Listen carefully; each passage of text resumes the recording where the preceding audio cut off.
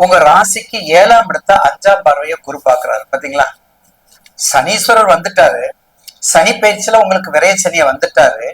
இந்த குரு பயிற்சியில உங்களுக்கு குரு உங்க ராசிக்கு இதுவரை 2ல இருந்திருக்காரு.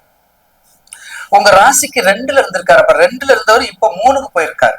அப்ப உங்க ராசிக்கு 3க்கு போயிருந்தா அப்ப முயற்சி, வெற்றி, மனசு, மன திருப்பம், மணி திட்பம் எல்லாத்தையும் பாருக்கு. சகோதரர் ஸ்தானம், சகோதரர்கள், குடும்ப ஒற்றுமை, ஏன்னா 3ஆம் இடம் சகோதரன்.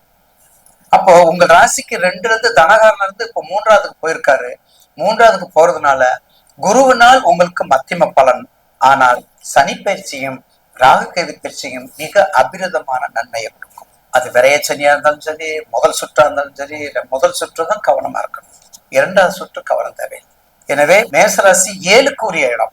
உங்க ராசிக்கு 7ஆம் இடத்த குரு 5ஆம் பார்வை பாக்குறாரு. அப்ப 5ஆம் பார்வை பார்க்கும்போது உங்களுக்கு எப்படி இருக்கும்?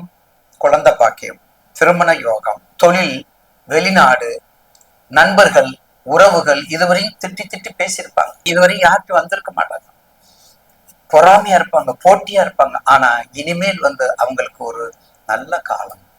மேசராசி நேயர்களுக்கு முருகன் வழிபாடு நல்லா பண்ணுவீங்க, நல்லா தெரியும். அப்பா மேல பாசமா இருப்பீங்க.